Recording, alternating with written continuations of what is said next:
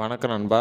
நம்ம இப்போது கூழமந்தல்ன்ற கிராமத்தில் இருக்கக்கூடிய பேசும் பெருமாளோட வரலாற்றை தான் பார்த்து கொண்டு இருக்கோம். ஒரு ஊர் அப்படின்னு இருந்தால் அந்த ஊரில் மிக முக்கியமான ரெண்டு விஷயம் என்னென்னா, ஒரு பக்கம் சிவாலயமோ ஒரு பக்கம் விஷ்ணு ஆலயமோ இருக்கும். அப்படின்ற பட்சத்தில் அந்த ஊர் மிகவும் செழிப்பாகவும் நல்ல ஒரு வழியிலையும் நடக்கும். இந்த பேசும் பெருமாள் கோவிலில் இருக்கக்கூடிய ஸ்ரீதேவி பூதேவி பற்றி தான் இந்த வீடியோவில் பார்க்க போகிறோம். முதல்ல ஸ்ரீதேவினா யாருன்னு பார்த்தீங்கன்னா, ஸ்ரீதேவி பூதேவின்றவங்க ரெண்டு பேருமே லக்ஷ்மி தேவியார் தான். அவங்களோட இரு வடிவம் தான் ஸ்ரீதேவின்ற ஒன்றும் பூதேவின்ற ஒன்றும்.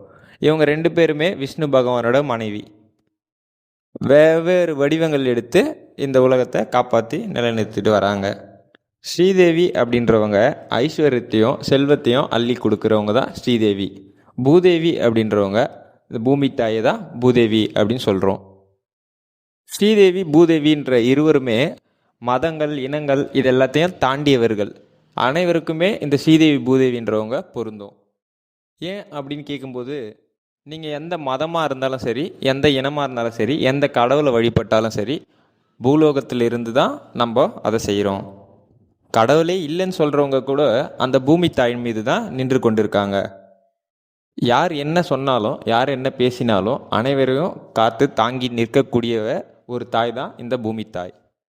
நம்ம ஸ்ரீதேவி அப்படின்ற அந்த தாயோட அருளை சுலபமாக பெற்றுடலாம். ஆனால் இந்த பூமி தாயோட பூதேவி என்ற அவர்களோட அருளை அவ்வளவு எளிதாக யாராலையும் பெற முடியாது. சுலபமாக சொல்லணும்னா, ஸ்ரீதேவி அசையும் சொத்துக்களுக்கு உரித்தானவள் தான் ஸ்ரீதேவி. அசையாத சொத்துக்களுக்கு உரித்தானவள் பூதேவி. இன்னும் விளக்கமாக சொல்கிறேன். ஸ்ரீதேவி அப்படின்றவங்க ஐஸ்வர்யத்துக்கு உரித்தானவங்கள், அதாவது செல்வ செழிப்புன்னு சொல்லுவோம்.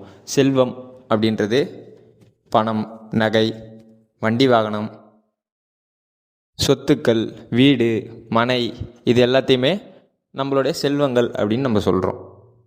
இதில் ஸ்ரீதேவி எதற்கு உரித்தானவள் அப்படின்னு பார்க்கும்போது, அசையும் சொத்து அப்படின்னு சொல்லக்கூடிய நகை, பணம், வண்டி வாகனங்கள், இது போன்ற விஷயங்களுக்கு இந்த ஸ்ரீதேவி உரிதானவள்.